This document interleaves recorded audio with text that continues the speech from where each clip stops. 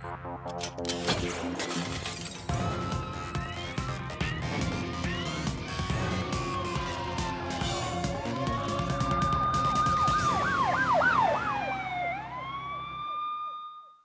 Number आपका स्वागत करता है। मैं हूं माधव तिवारी। हर अपराधी के लिए अपराध करना जितना आसान है उतना ही मुश्किल है जुर्म को छुपाना भी, क्योंकि मशहूर एक कहावत कि गुनाह और गुनहगार कभी छुप नहीं सकते। एक नजर हमेशा उन पर टिकी है और वो है 100 नंबर, जिसकी पकड़ से कोई भी क्रिमिनल बच नहीं सकता।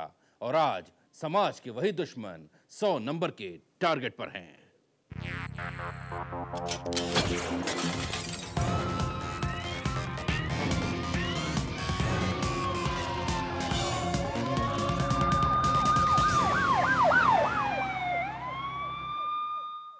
जुर्म से जूझने के सिवाय यूपी की जनता कुछ कर ही नहीं पा रही है। सूबे की पब्लिक सुबक रही है और खाकी सुध लेने को तैयार नहीं है। सिस्टम जंग खा चुका है और अपराध का आंकड़ा दिन दूनी रात चौगनी तरक्की पर है। उत्तर प्रदेश का ऐसा कोई शहर नहीं जहां अपराधी दहशत फैलाकर यह साबित न कर रहे हों कि हमें किसी की परवाह नहीं, हमें किसी का डर नहीं। और इसकी ताजा तस्वीर कानपुर से सामने आई है।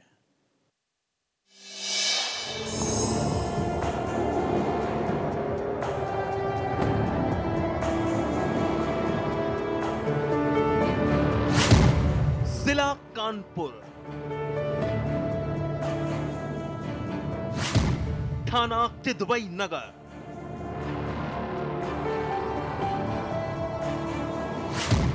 इलाका लाल कॉलोनी।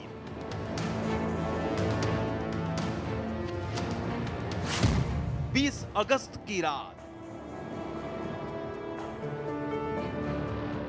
थाना किदवई नगर पुलिस की घंटी खनगनाई और एक सनसनीखेज सूचना दी गई।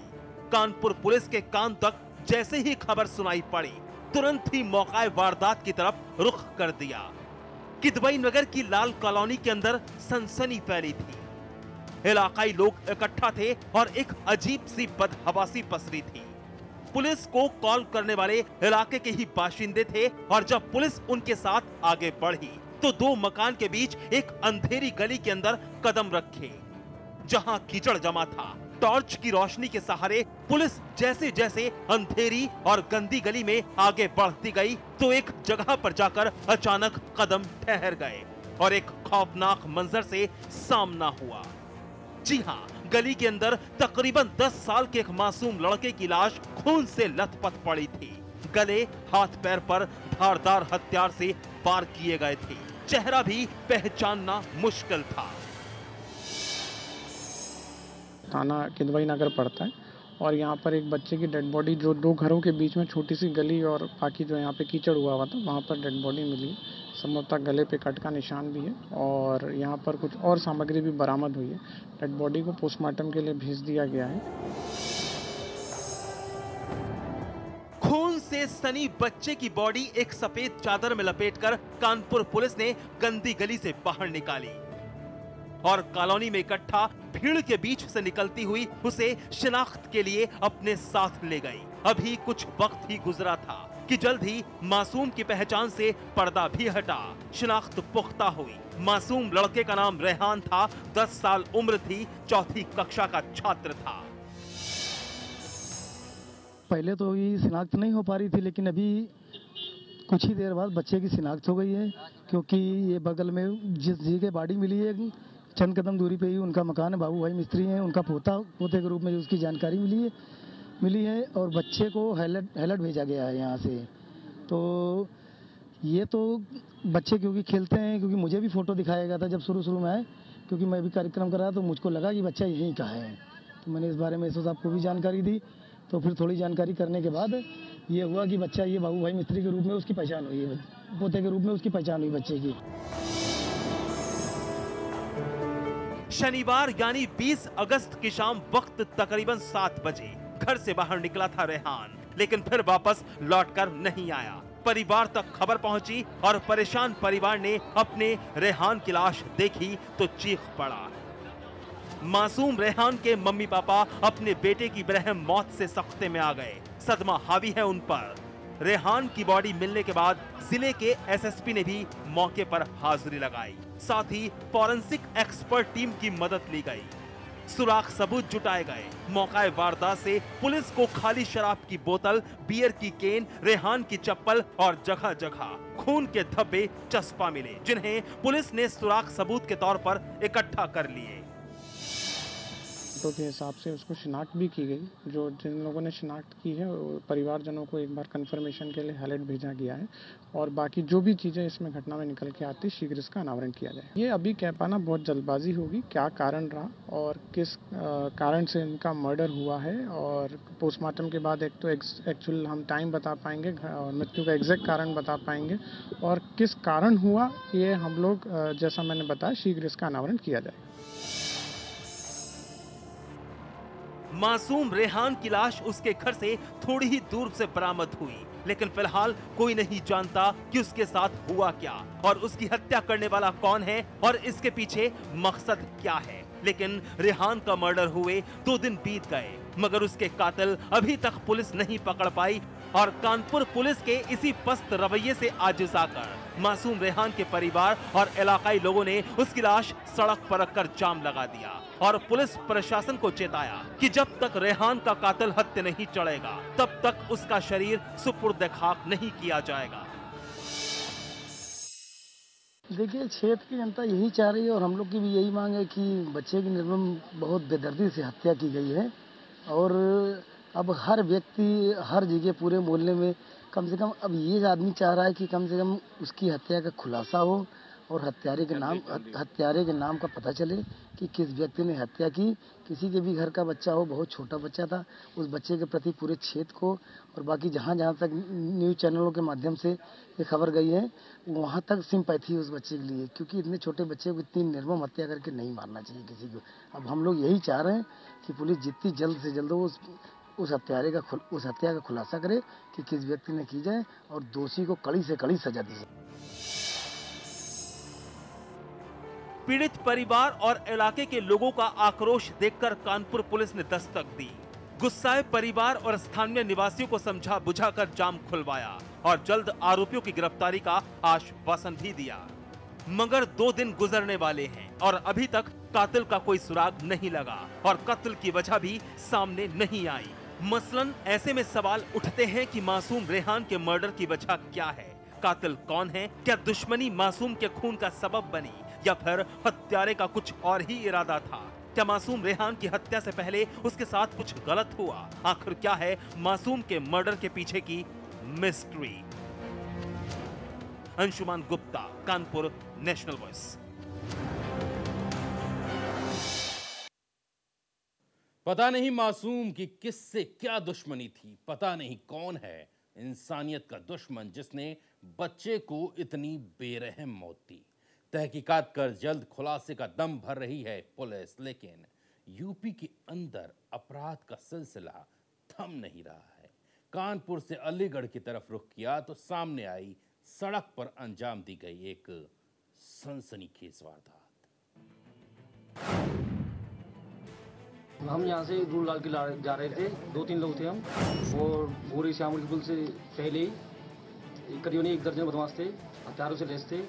उन्होंने हमसे पैसे छीन लिए और उन्होंने पहले से ही वहाँ पे कुछ लोग वहाँ पे रखे थे किडनैप, और एक हमारे गांव की लोरी दूधिया की मौत हो चुकी है ऑन स्पॉट, और एक की हालत गंभीर है, अलीगढ़ अस्पताल में भर्ती है। हाँ, सभी के साथ मारपीट की। 80 एक हुई है। थाने में तहरीर है, जो यहाँ पे SSB CO आए थे गाँव में, वो तहरीर दे दी। अलीगढ़ के थाना इगलास इलाके के बाशिंदे प्रशांत कुमार 21 अगस्त की रात की खौफनाक तस्वीर बयां कर रहे हैं। खौफ का पल अब भी इनके जहन में ताजा है। बता रहे हैं कि तकरीबन 1 दर्जन बदमाश थे जब वो इन पर टूट पड़े। प्रशांत कुमार के मुताबिक ये लोग 4-5 थे और सभी दूध का कारोबार करते हैं। गांव शामगढ़ी के बम्बा पुल पर इनको हथियार के दम पर रोक लिया गया। जो कुछ भी पास था लुटेरों ने लूट लिया, मोबाइल, नकदी, सब कुछ छीन लिया और जब इनके करतूत का विरोध किया तो पकड़कर सरिये और बंदूक की बट से हमला भी किया लुटेरों ने। लुटेरों ने मुखालफत की सजा इतनी खौफनाक दी कि तस्वीर का हिस्सा कुंवरपाल नाम के इस शख्स ने इलाज के दौरान दम तोड़ दिया। कुंवरपाल की बदमाशों ने बुरी तरह से पिटाई की। मेरा बेटा दूध डाल के आ रहे उसे अन्य गड़ी थे और पुल पे बदमाशन पकड़ के और खत्म कर दो। संग नाती बैठे नाती बचे को है नाती ना मारे। आपको कैसे पता चला इस घटना के बारे में? घटना के बारे में माते सब भाजी चली गई इतनी और गुत्ती परे इतनी भाजी चली आ रही मुझे पीछे तो दूधी आ रहे कभी गोश हुआ रहे। क्या गोलीबारी है? कैसे हत्या की आपकी? गोली ना मारी षड्यंत्र और बटन ते मारे हुए गोली ना मारी। लूट का शिकार सभी दूध कारोबारियों ने पुलिस में शिकायत दर्ज करवाई और संगीन वारदात की आपबीती भी सुनाई। तकरीबन 80,000 रुपया नगद और मोबाइल लूटे गए थे। साथ ही बताया गया कि कौन कौन जख्मी हुआ और किसकी इस वारदात के बाद मौत हो गई। मुझे हमारे भैया गाड़ी चला रहे थे तो उन्होंने गाड़ी रुकवाई। गाड़ी रुकवाते ही उन्होंने यहाँ डंडा दिया और पैसे डाल लिए और मारपीट को हाथ बांध के डाल दिए। कितने लोग थे? क्या हथियार थे उनके पास? उनके 5-7 आदमी थे। लगभग कितने लोगों से लूटपाट की होगी? लगभग 15 लोगों से की। कितने पैसे की लूट होगी? कम से कम हुई 1,80,000 रुपए की लगभग। किसी की बदमाशी की पिटाई से किसी की मौत हुई है क्या? हाँ हुई है, वो लोहरे की हुई है। हमारे गाँव का लोहरे है। आपकी टीवी स्क्रीन पर ये वही सड़क है जो 21 अगस्त की रात दूध कारोबारियों के लिए खौफ का सबब बनी और अब वारदात से डरे सहमे लोग यहाँ चक्का जाम कर रहे हैं ताकि पुलिस प्रशासन जागे और आगे से फिर कोई वारदात अंजाम ना दी जाए। मीडिया ने भी मामले पर संज्ञान लिया तो अलीगढ़ पुलिस जाग गई।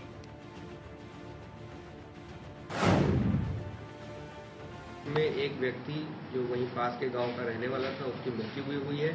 एक और व्यक्ति जो संजू नाम का है वो घायल है, हालांकि वो खतरे से बाहर है।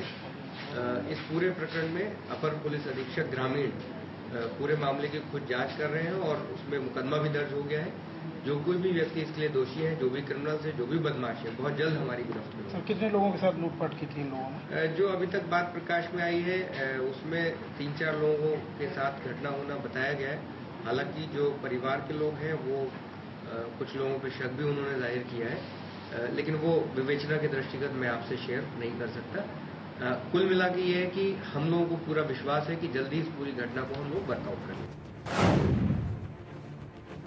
एसएसपी साहब ने मीडिया के कैमरे पर दम भरा है कि जल्द खुलासा किया जाएगा, सभी आरोपी गिरफ्तार कर लिए जाएंगे। लेकिन हम अलीगढ़ पुलिस से सवाल पूछते हैं कि आखिर जब जनता सड़क पर लुट रही होती है, पिट रही होती है, अपनी जिंदगी गंवा रही होती है, तो उस वक्त पुलिस होती कहां है जो ये कहती नहीं थकती कि यूपी की जनता महफूज है। Pankaj Sharma, Aligarh, national voice.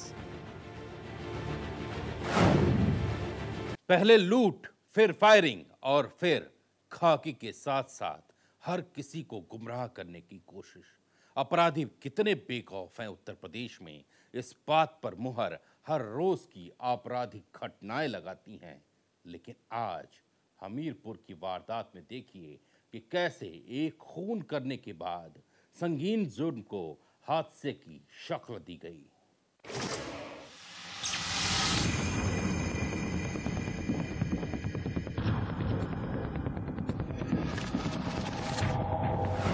इन तस्वीरों को जरा गौर से देखिए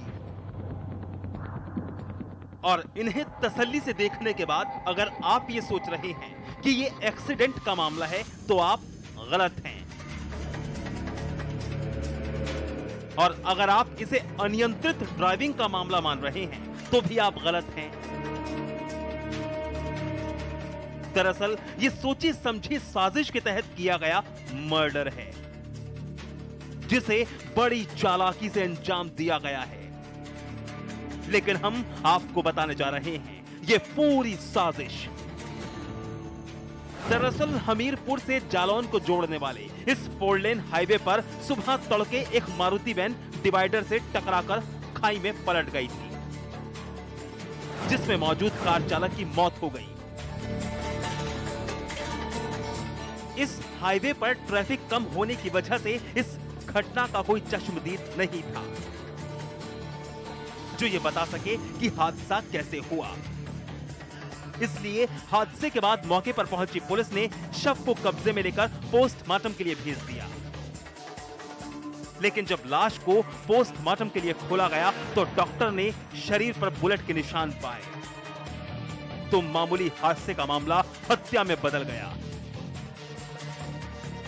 चूंकि गाड़ी का नंबर हमीरपुर का था, इसलिए पुलिस ने तब तक मृतक की शिनाख्त कर ली थी।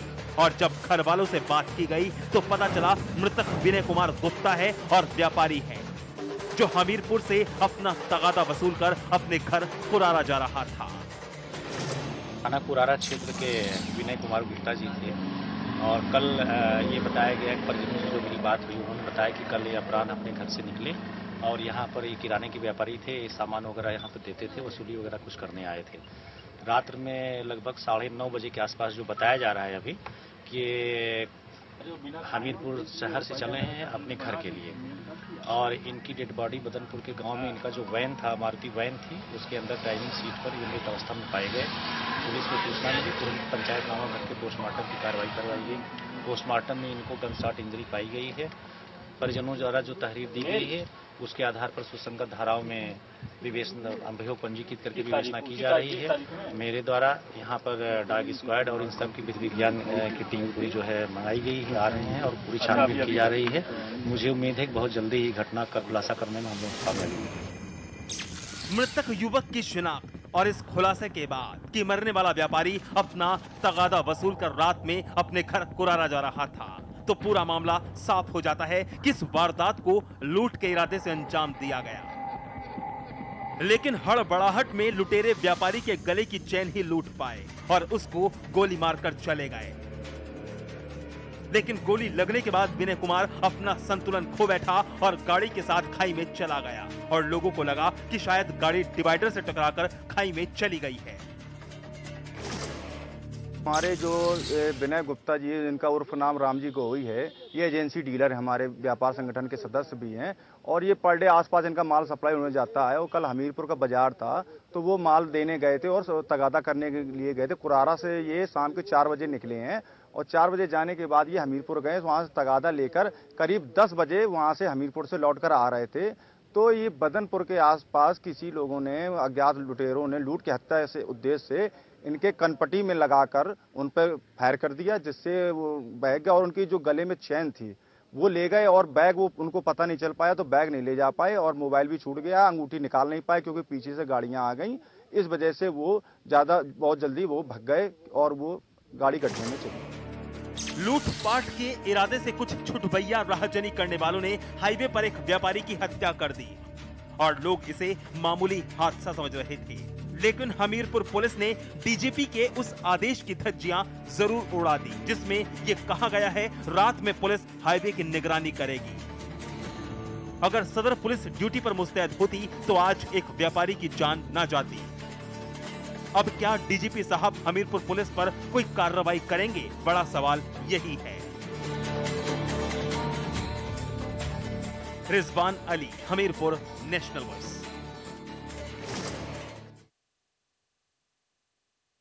शर्मनाक वारदात मथुरा से ताल्लुक रखती है, जहां एक बार फिर यह साबित हुआ है कि यूपी में बलात्कारी बेखौफ हैं और साथ ही बेलगाम भी। दिन दहाड़े दरिंदगी अंजाम देने की कोशिश की गई और उस मजलूम की चीख पुकार किसी के कान तक नहीं पड़ी। आप भी देखिए, इंसानियत को शर्मसार करती ये शर्मनाक वारदात।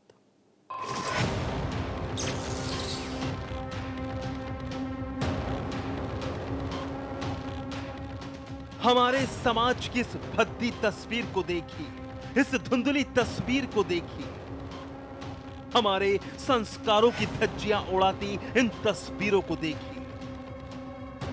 आगे बढ़ते बढ़ते हमारा समाज कैसे निर्दयी और निर्लज्ज होता जा रहा है, वो मथुरा में भी देखने को मिला। क्योंकि यहां एक शादीशुदा आदमी ने एक 5 साल की बच्ची के साथ वो किया जिसे कोई सोच भी नहीं सकता। मथुरा के थाना हाईवे के गांव में उस समय सनसनी फैल गई जब एक शादीशुदा युवक ने पड़ोस में ही रहने वाली एक 5 वर्षीय मासूम के साथ रेप करने का प्रयास किया। वारदात की जानकारी लगते ही मासूम के परिजनों ने इसकी सूचना पुलिस को दी। सूचना पर पहुंची थाना हाईवे पुलिस ने तत्काल मासूम का मेडिकल कराने के लिए उसे जिला अस्पताल पहुंचाया और मुकदमा दर्ज कर आरोपी की गिरफ्तारी के प्रयास तेज कर दिए। हमारा जो हम चंदनवन में रहे में, हमारी नंद जो वो गांव में रहे में, वो सब्जी बेचे। हमारे मकान में काम चल रहा तो मैं अभी उधर की तरफ चली गई तो मैं बोली मैं तुम्हें लाली कहाँ है कि वो खेल में निकल गई। मैंने बिलाई हुआ है तो देखा तो ये खेत में से रोती हुई आ रही। अभी रोती आ रही तो हमने ये उठाया। मैंने बेटा क्या हो गया कि मेरे साथ में है ना ऐसे ऐसे करके गया वो, और हमने वो प्यार से बुलाया भी। मैंने बेटा क्या बात है तो छूट के हाथ में से भाग गया। बोला तुम पे जो करा जाए जो कर लिया। आसिफ पड़ोस का ही है, पड़ोस का ही रहने वाला है। बच्चे की मार बाप ये इसका बाप जो दिमाग से थोड़ा डिस्बैलेंस चल रहा तो आगरा इसकी माँ इलाज के लिए गई हुई है लेके नहीं, वहाँ 1 महीना हो गया। ये दादी की ताऊ तायन के पास रह रही है। थाना हाईवे में बिरजापुर गांव से सूचना आई थी कि 5 साल की बच्ची से बलात्कार हुआ है। उस वारदात के संबंध में पीड़िता के रिश्तेदारों ने बताया कि शाम को बेटी खेलते खेलते खेत से लौटते समय रो रही थी। पूछने पर एक शख्स ने बताया कि उसके साथ जबरदस्ती करने की कोशिश की गई है। शाम को थाना हाईवे में बिरजापुर गांव से सूचना आई थी कि एक 5 साल की बच्ची के साथ में बलात्कार हुआ है। सूचना पर गांव में पुलिस गई है और जो तहरीर हमें मिली है वादी की तरफ से उसमें यह है कि बलात्कार ना होकर बलात्कार का प्रयास है, अटेम्प्ट टू रेप है। तहरीर लेकर उन्हीं धाराओं में मुकदमा दर्ज किया गया है और गिरफ्तारी के लिए टीमें लगा दी गई हैं। जल्द से जल्द हम लोग गिरफ्तार करेंगे और आगे की कार्रवाई कर रहे हैं। दरअसल ये घिनौनी वारदात उत्तर प्रदेश में होने वाली कोई पहली वारदात नहीं है, लेकिन सवाल यही है कि बढ़ती हुई घटनाओं पर खाकी रोक लगाने में यूं नाकाम है। आखिर क्यों आरोपियों के दिमाग में खाकी का खौफ कायम नहीं? आए दिन ऐसी घटनाओं के सामने आने के बाद सवाल खड़ा होता है कि आखिर दरिंदगी का खेल कब रुकेगा और कब होगा यूपी बहन बेटियों के लिए सुरक्षित। Saurabh Gautam, Mathura, national voice.